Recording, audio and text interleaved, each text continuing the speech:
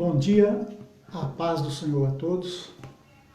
Meu nome é Pastor Antônio e mais um dia, para a glória de Deus, estamos na presença de Deus para falar o que Deus tem para nós nesse dia. Eu quero compartilhar com os irmãos uma palavra que Deus me colocou em meu coração nessa madrugada. E essa palavra se encontra no livro de 2 Samuel, capítulo 9.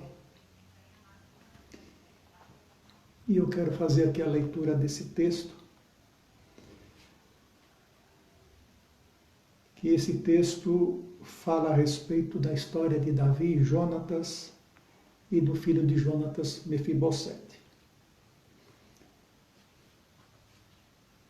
A palavra de Deus diz assim, 2 Samuel, capítulo 9, verso 3 em diante, que diz assim: Disse-lhe o rei: Não há ainda alguém da casa de Saul para que eu use de bondade de Deus para com ele? Então Ziba respondeu ao rei: Ainda há um filho de Jonatas, aleijado de ambos os pés. E onde está? Perguntou-lhe o rei. Ziba lhe respondeu: Está na casa de Marquir, filho de Amiel, em Lodebar. Amém? Glória a Deus pela sua palavra. Essa palavra era muito interessante,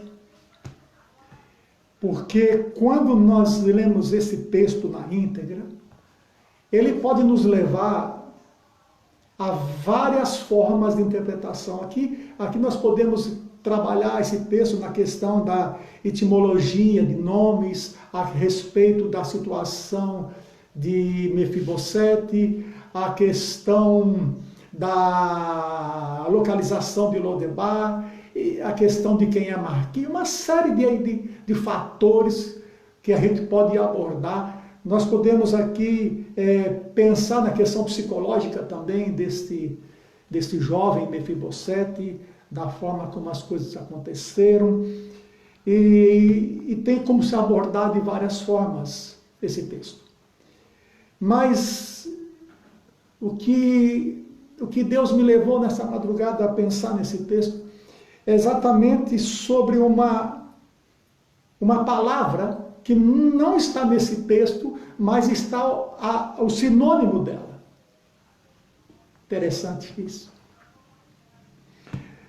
Porque esse texto ele narra a história de Mefibosete, neto de Saul. Para retomar assim rapidamente a memória, Mefibosete era neto de Saul, filho de Jonatas, Saul, rei de Israel. Jonatas, amigo de Davi, eles tinham uma aliança entre eles, que é muito lindo isso. E esse jovem Mefibosete, por uma questão de sobrevivência ainda criança, estavam todos lá no palácio. De repente chega a notícia que Saul tinha morrido e Jonatas também havia morrido, e a ama seca, aquela que cuidava de Mefibosete, ela, naquele afã de tentar preservar a vida da criança, ela pega a criança e sai correndo, e nesse movimento de socorro, porque ela estava preocupada com a vida da criança. Acontece um acidente, a criança cai e quebra os pés e fica verdadeiramente deficiente. E essa criança então foi levada para uma cidade chamada Lodebar. E é a partir daí que se cria muitas histórias a respeito de Lodebar. Eu quero falar assim rapidamente sobre a história de Lodebar, mas o que me traz hoje a falar dessa palavra é exatamente aquilo que que acontece, os sinônimos de uma palavra que está oculta aqui, que é muito interessante. É o que vai trazer verdadeiramente toda a vida desse texto. Esse texto é motivo até de letra, de hino, não é verdade? Tem um hino aí que fala muito sobre Lodebar, terra de miséria e dor. Né? O povo até chora. O povo chora quando ouve essa música. O povo fica emotivado quando fala de Lodebar. E todo mundo muita gente diz assim, Lodebar, eu estava em Lodebar, aí eu fiquei em Lodebar, me tiraram de Lodebar. Eita, Lodebar. Lodebar é uma tristeza muito grande. Mas vamos seguindo com a palavra. Deus é lindo da sua forma de ser. Essa criança foi arremetida, então, foi refugiada em Lodebar. E lá ela foi recepcionada e foi tratada, guardada por um homem chamado Marquia. Aí começa toda essa história criada. Eu aprendi uma coisa, que uma mentira falada 1000 vezes, ela se torna quase verdade. Isso foi uma forma tática que Hitler usava para enganar as pessoas. Compreende? Isso não pode perdurar no meio do povo de Deus, onde conhece a verdade. Nada que é mentira pode ser mantido como verdade. A palavra, ela é viva. E ela vem para elucidar e tirar todas as dúvidas. Amém? A criança é levada para Lodebar e vai para a casa de Marquia. E todo mundo diz que esse Marquia começou a se aproveitar dessa criança. Um aleijado, que muitos dizem que ele pedia esmola na rua. Muitos dizem que esse aleijado vivia numa vida de miséria, de dor e de sofrimento. Que a cidade de Lodebar é a cidade do esquecimento, é a cidade de miséria, é a cidade onde tudo que não presta, tudo que era miséria estava lá em Lodebar. Eita Jesus!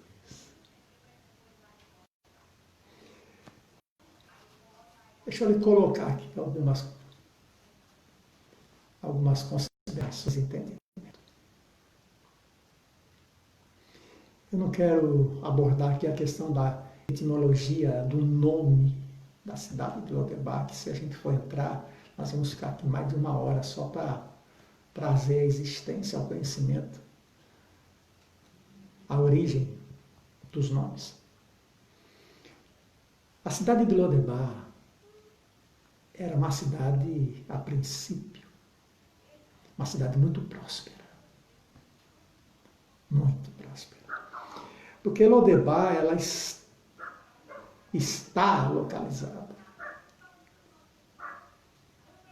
praticamente à margem do Mar da Galileia. As terras de Lodebar estão praticamente à margem do Mar da Galileia. O Mar da Galileia é um lugarzinho muito pequeno, é um lago, né, chamado de mar, pela sua extensão, já pode ter ideia, né? Mas ele tem aproximadamente 21 quilômetros no seu comprimento por 12 quilômetros na sua largura. Quer dizer, é uma imensidão de água e chegando a uma profundidade de mais de 40 metros de profundidade. Imagine a reserva de água que tem esse Mar da Galileia, onde muitas pessoas sobreviviam da pesca, sobreviviam de tudo ali nessas águas doces, águas excelentes. E Lodebar, localizado ali às margens desse mar. Então, me vem a entender assim, como é que uma cidade, em terras próximas ao mar, de água doce, águas saudáveis como essa, poderia ser um lugar de desolação sem ter nada. Águas totalmente férteis, terra fértil, de alta produtividade. Tudo que se plantava nessas terras dava. Porque águas regavam as terras de Lodebar. Então essa cidade ela não tinha como ser uma cidade desértica, ela não tinha como ser uma cidade improdutiva. Porque a própria posição geográfica da cidade, a questão de todos os abastecimentos que era necessário para uma boa produção, essa cidade tinha de sobra. Era uma cidade muito próspera. Segundo ponto, Marquir, que é considerado e tratado como um explorador de menor, vamos dizer, indefeso, né? Indefeso, como se fazem, a gente vê muito por aí, as pessoas pegam pessoas indefesas e usam as pessoas para obter lucro. Se vê muito por aí. Marquis não era assim, não. Marquis era príncipe. Ele tinha origem, descendência. Marquis veio lá da família de Manassés, que recebeu as terras de Gileade. Lá quando o irmãozinho Josué distribuiu as terras, era terra, muita terra. Então aquele Marquis que recebe as terras lá de Gileade, ele é o parente desse outro Marquis aqui. Então esse homem era um príncipe.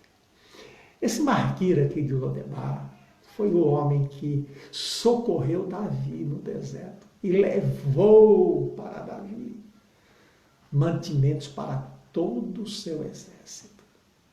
E tudo que ele levou lá para Davi era do melhor. Tudo do melhor. Imagina que esse homem aqui ajudou a sustentar no deserto, o exército de Davi. Como é que um homem assim poderia ser pobre, explorador? Não pode. Nós precisamos ter entendimento das coisas para saber o princípio delas. Mas não é ainda que esse texto realmente quer mostrar para nós. Estou trazendo aqui esse conhecimento para que haja esse entendimento das coisas de Deus, que a palavra de Deus ela é a verdade. Jesus disse: examinai, pois, as Escrituras. Então nós precisamos examinar as Escrituras para saber os princípios e fundamentos dela, para que não sejamos tomados por mentirosos. Esse homem era como um dos mais importantes dessa cidade. E acontece aqui então agora alguns fatos. Primeiro que o fato que as pessoas impõem sobre a questão daquele homem ter seus pés quebrados, em relação à cidade, ao lugar. Existe uma relação entre os pés quebrados e a vida dele com a cidade. Ele já chegou naquela cidade com os pés quebrados. Não existe nenhuma maldição naquele lugar. Porque não é o lugar que faz a gente. Somos nós que fazemos. Satanás morou no céu. Conhece o lugar mais santo que o céu. Mas ele pecou lá. Deus criou o Éden. Lugar mais puro do que o Éden. E eles pecaram no Éden. Não é o lugar, são as pessoas.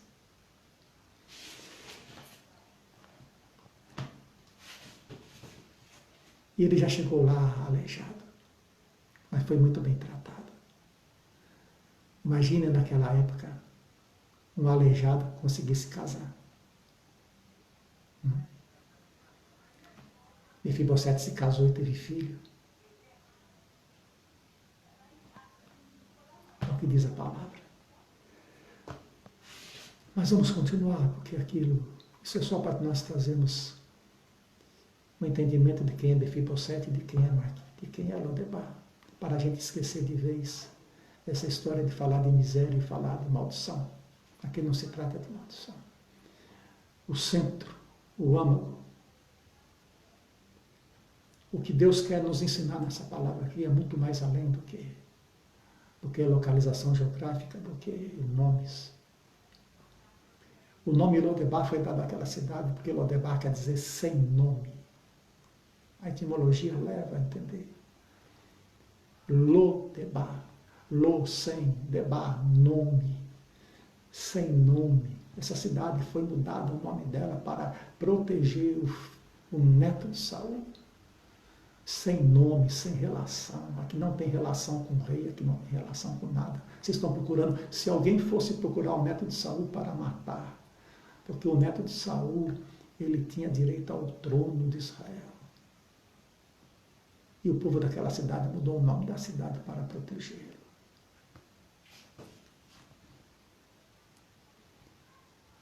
Mas, pastor, um homem com defeito físico, aleijado, naquela época chamavam-se de aleijados. Até 1980, todas as pessoas com defeitos físicos eram consideradas de aleijados. De 1980 para cá, mudaram. Passaram a ser deficientes. É justo. Mas aquele homem era aleijado, ele não podia ser rei, porque nem para ser sacerdote podia ter algum tipo de defeito. Mas havia ainda uma esperança sobre a vida do sucessor do reino, por direito. Aqui nós estamos falando de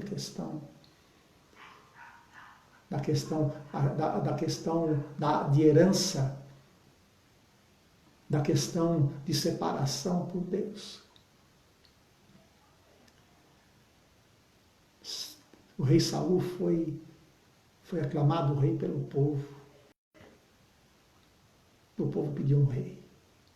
E a sucessão viria para Mefibosete, o seu filho. Como de fato Mefibosete tinha um filho. Homem que dava direito ao trono. Mas não é aqui que eu quero me ater, não. É necessário que se traga a existência, a compreensão dessa palavra para que nós venhamos a ter um entendimento mais profundo dela. Mas como eu havia dito no começo, existe aqui o sinônimo, uma ação de sinônimo de um nome que está oculto. O rei Davi foi incomodado pelo Espírito Santo para fazer justiça à memória do rei Saul, quem ele considerava como pai. E Saul, então, Davi começa agora a buscar dentro da história de informação, dentro do povo do seu palácio, a respeito do que havia acontecido com a família de Saul. E tinha um homem no seu palácio, por nome de Ziba, que era um servo de Saul, que estava lá brigado por ele. E então ele manda perguntar, interroga, e fica sabendo que Ziba sabia ainda da existência de alguém que está em oculto, escondido. Porque, diante do costume da época, quando um rei assumia o trono, era normal que o rei, quando assumia o trono, ele extinguia, ele destruía todos aqueles que poderiam se levantar contra o trono que ele estava assumindo. Toda a família daqueles que eram possuidor do trono, eles matavam. Foi por isso que refugiaram, foi por isso que Amaseca fugiu com Mefibosete, porque ele corria risco de vida. risco de morte. Então esta é a situação que foi criada para que houvesse esse refúgio na cidade de Lodebar. Mas Davi então interroga Ziba, e Ziba diz, olha, existe um filho de Jonatas que está na cidade de Lodebar, na casa de Marquim, como foi o texto que nós narramos aqui. Davi então ouve a narrativa, mas é interessante que Ziba, ele enfatiza o fato de Mefibosete ser um aleijado de ambos os pés.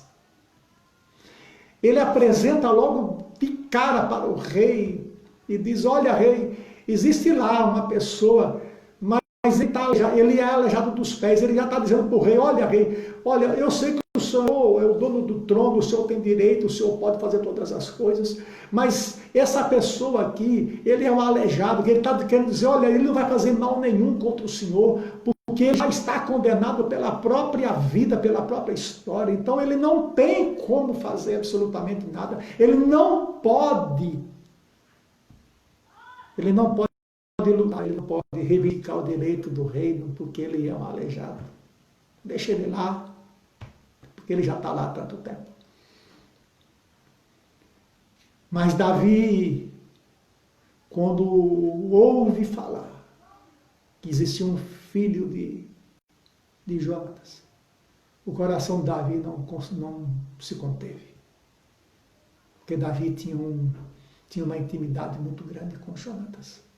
Eles tinham segredos entre eles. Aliança sincera. Coisa difícil nesses dias. Alianças sinceras. Mas Davi honrava tanto Saul, que mesmo Saul querendo matá-lo, Davi o honrava. E essa aliança, esse amor de Davi por Saul, esse amor foi transferido também para Jonatas, seu filho. E isso era muito forte no coração de Davi. Davi era um homem assim, tudo que Davi fazia, o coração de Davi pulsava muito. E Davi então agora toma uma atitude. E Davi diz assim, manda buscar Mefibosete. Aí agora é que começa a mudar toda a situação dessa história. Por que Davi então toma uma atitude e diz assim, manda buscar Mefibosete? Porque Davi se lembrou da onde ele saiu. Davi se lembrou de onde ele estava. Davi se lembrou da sua origem. Davi se lembrou que era filho de Jessé. Davi se lembrou que era um bastardo. Davi se lembrou que ele era diferente, que os irmãos dele tinham uma aparência diferente dele. Davi se lembrou porque ele vivia isso todos os dias. Davi se lembrava que estava lá atrás, no fim da fazenda, cuidando das malhadas, cuidando daquilo que a natureza tinha se manifestado aos olhos das pessoas como uma aberração, e por Davi também ser tomado como homem de uma aberração, porque era ruivo.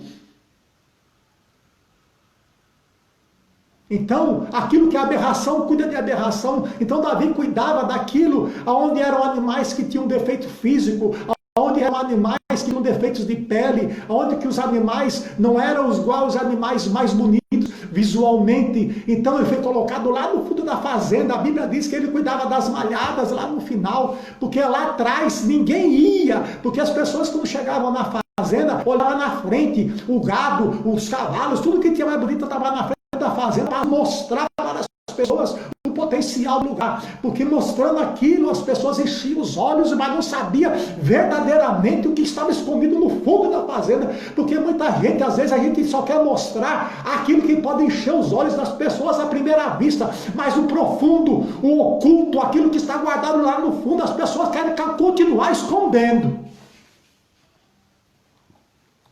É desse jeito. Aí botaram Davi lá no fundo. E Davi, chegou um certo momento da vida que ele não tinha nenhum daqueles bichos não, aqueles bichos eram todos do pai, dos irmãos, e ele cuidava.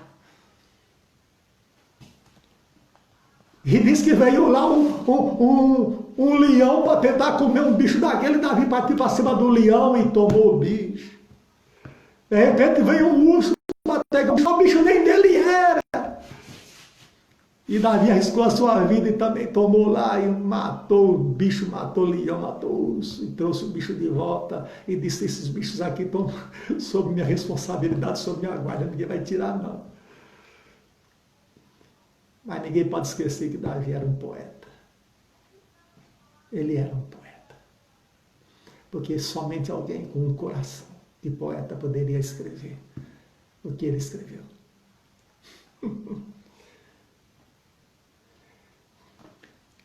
Aí Davi se lembrou da sua história, aonde ele está. Davi se lembrou que os seus irmãos estavam à frente do exército de Israel. E o pai dele chamava ele e dizia: Davi, vai levar queijo para os seus irmãos. E Davi botava um saco de queijo nas costas. E caminhava quilômetros com aquele saco de queijo nas costas. E nunca tinha comido queijo. Mas era fiel. Ele era fiel e levava lá para os irmãos o queijo. E via os irmãos comendo queijo e ele não tinha direito a comer. E não foi nem um dia, nem dois. Os irmãos não sabiam quantos queijos o pai havia enviado. Ele poderia parar no meio do caminho e comer com alguma coisa, tirar um queijo e comer. Mas ele não se atrevia a fazer. Ele cumpria exatamente a ordem que era dada.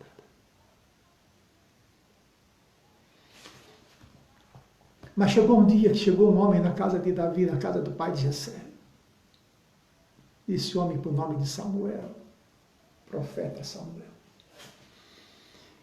Esse homem chegou naquela casa e porque ele tinha uma ordem de Deus, ele tinha que cumprir aquela ordem e era para levantar um rei de Israel.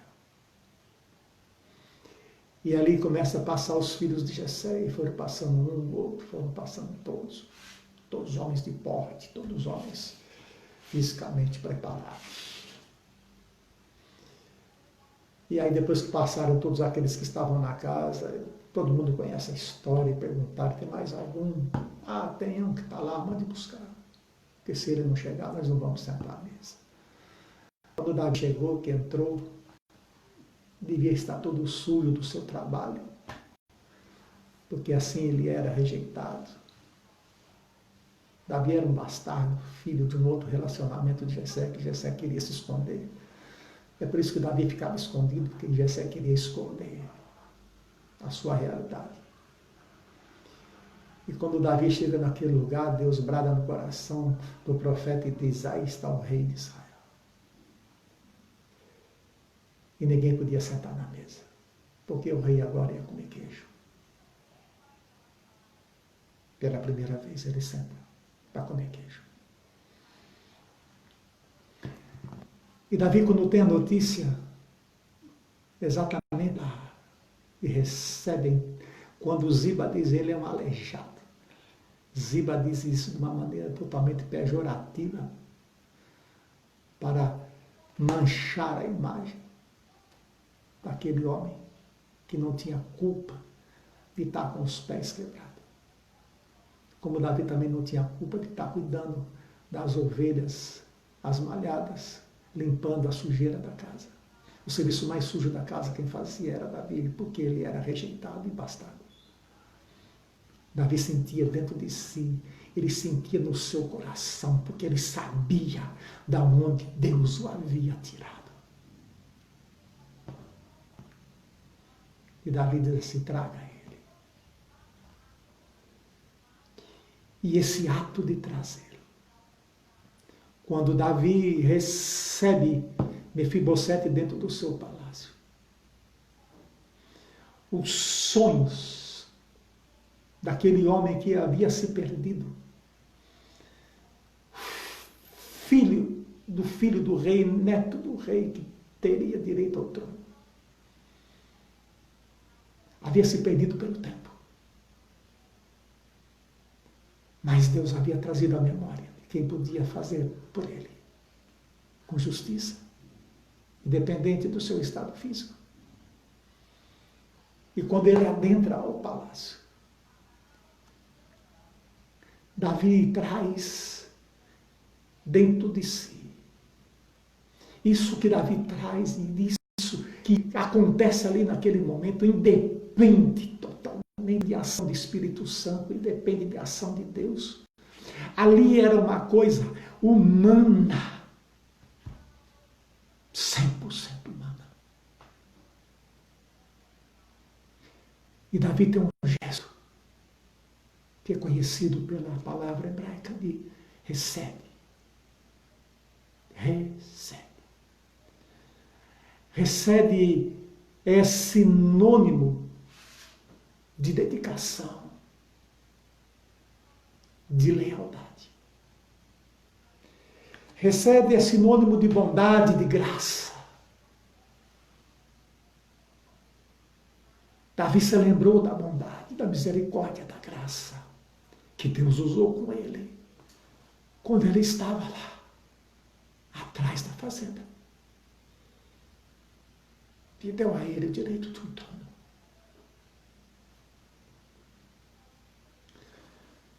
E não podia ser diferente com ele. E quando ele olha daquela situação que aquele homem está, rejeitado por tudo e por todos, embora estivesse numa posição muito boa e privilegiada. Porque ele estava dentro da casa, ele estava dentro do palácio lá de Marquim. Mas isso não era que estava no seu íntimo, porque tudo aquilo, toda a vida dele havia se esvaído, havia se perdido pelo tempo. Porque ele tinha sonhado quando criança, ele tinha 5 anos, ele se lembrava que morava dentro do palácio.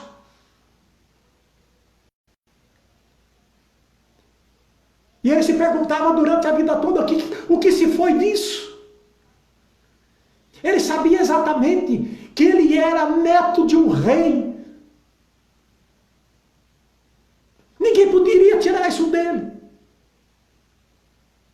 Mas Davi, usado ali do seu coração, da sua forma de ser, o coração de um poeta, o coração de um homem que conhece as coisas, conhece profundidade, conhece coração, conhece sentimento. Um homem que quebrou todos os mandamentos de Deus, mas fez com o coração. E Davi usa de recebe para comer Mefibosete. E diz assim: tu vais comer da minha mesa todos os dias da sua vida. Davi não olhou a circunstância, Davi não olhou para saber que ele tinha um filho e que de direito o filho de Mefibosete era dono do trono. Davi não observou essas coisas não, Davi não observou absolutamente nada, o que poderia estar colocando agora em risco, simplesmente a posição dele como rei, que poderia ser reivindicado esse direito. Davi não olhou para isso, porque quando um homem tem um coração voltado para as coisas que são verdadeiras, ele não está se importando com as consequências das coisas, ele se importa com aquilo que é verdade e acabou, e a verdade ela é absoluta. E foi isso que ele fez. Porque ele sabia quem era o rei e quem era o Deus que havia tirado ele da onde Davi estava e onde Deus havia levado, e todas as vitórias que Davi já tinha conquistado. Davi sabia exatamente quem era o Senhor na vida dele. Davi já tinha escrevido o Salmo 23. E ele diz: olha, tu vais comer na minha mesa. Aquele homem, então, quando olha para aquela situação e vê de um rei, que eles não se conheciam, Davi não tinha nenhuma obrigação. Que a aliança que Davi tinha era uma aliança com Jonatas. Jonatas havia morrido, a aliança havia se quebrado, não tinha mais sentido. Mas somente um homem, de um coração, poderia fazer tal atitude. Ele não se importou com absolutamente nada. Se importou com uma palavra que havia sido empenhada. Coisas difíceis nos dias de hoje. Coisas difíceis, as pessoas quando empenham a palavra, cumprem a palavra. As pessoas às vezes dão a palavra de alguma coisa e ficam rezando para que no meio do caminho aconteça algo, aconteça uma novidade, para que ele não precise de cumprir com a palavra e dizer, não foi culpa minha, foi culpa dele. Aconteceu alguma coisa aí, não deu para fazer. Tem muita gente que promete e não cumpre. Tem muita gente que fala e promete da boca para fora. Jesus disse, não seja imprudente com as suas palavras. Cumpra os votos que você diz. Por esse gesto que Davi tem com Jonatas, transferindo ele para seu filho e para o neto de Jonatas. Essa atitude que Davi tem. É por isso que Deus olha para Davi e diz assim, aí é um homem segundo o meu coração. Entende de onde vem? Todo mundo diz assim, o homem segundo o coração de Deus é Davi. Pois exatamente aqui nesse texto. O ápice desse texto todo é exatamente essa palavra que muda tudo. Recebe. Um gesto que somente ele é unilateral. Ele independe de qualquer outra situação. Ele é totalmente humano. Sem consequências. Independente de qualquer coisa. E Deus, quando olha aquilo, diz, aí está um homem segundo o meu coração. Porque a mesma bondade, o mesmo jeito de recebe, que Deus usou para com Davi, lá na casa do seu pai, Davi agora transfere para esse homem.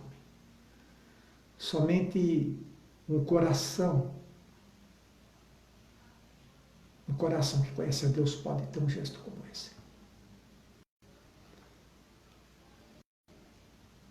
Independente dos seus sonhos, os sonhos que Deus já colocou no seu coração, os projetos que Deus colocou no seu coração. Ainda que um acidente de percurso possa ter acontecido, ainda que você esteja separado, longe desse sonho, ainda que as pessoas tentam se levantar vendo você separada do sonho, ainda que as pessoas possam observar em você alguma falha, algum defeito, ainda que as pessoas possam se levantar, ainda que as pessoas possam usar de uma forma pejorativa para denegrir a sua imagem, ainda que as pessoas possam dizer que você não será mais capaz, ainda que as pessoas possam dizer que não tem mais como realizar porque você está fisicamente incapaz, ainda que as pessoas possam se levantar para arrumar todas as formas para denegrir, ainda que as pessoas possam usar todos os adjetivos para dizer que você não é mais capaz, eu quero te dizer uma coisa para você, ainda tem um Deus, o mesmo Deus que tocou, o mesmo Deus que foi lá naquela fazenda, que tirou Davi daquele lugar, o mesmo poder de Deus que moveu e colocou Davi como rei, e porque Deus sabia exatamente como era o coração de Davi, e Davi, então, usado pela sua forma de ser, usou para com o outro aquilo que ele tinha aprendido, a experiência que havia passado, e deu direito de viver o sonho. Mefibosete, quando chega diante de Davi, diz assim, quem sou eu?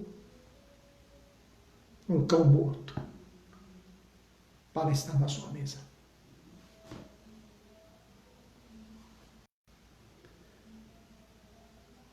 Muita gente se dirige para nós em momentos das nossas vidas e diz assim, não tem mais jeito. Já virou um cão morto, um peso. Fica lançando palavras de derrota. Mas eu quero te dizer nessa manhã que esse Deus que é Adonai, é Deus que não muda. Ele pode ter deixado por um tempo para aguardar o momento de entregar o que é seu de direito. Ele pode ter deixado e ter silenciado por um tempo para ver as pessoas ao seu redor como agiriam a seu respeito. Ele pode ter se calado um tempo para observar o que diriam a seu respeito, para no momento certo ele mostrar para você e mostrar para todos que o projeto dele não terminou na sua vida, foi apenas um tempo, e o tempo de Deus passa, e as coisas passam, e Deus traz à existência tudo aquilo que já foi dito, tudo aquilo que já foi feito, porque todos os dias foram escritos a respeito da minha e da sua vida, sem nenhum deles ainda houvesse. É por isso que o próprio Davi escreve no Salmo 139, o Senhor me conhece por dentro e por fora, ainda a palavra não me chegou à boca, tu conhece toda, porque o Senhor sabe quem eu sou, porque o Senhor me conhece na essência, porque eu ainda era uma substância informe, tu já tinha escrito todos os dias da minha vida, Deus escreveu todos os dias a seu respeito, Deus escreveu todos os dias a meu respeito, e no momento certo ele se levantará e chamará você, porque existe um sentimento que se chama recebe. Esse sentimento recebe é a diferença, porque esse sentimento ele é de lealdade, e Deus é leal, ainda que sejamos infiéis, ele permanece fiel, e todo o projeto dele se realizará na minha e na sua vida, para a honra e glória do nome do Senhor. Que Deus te abençoe nesse dia e fique na paz do Senhor. Amém.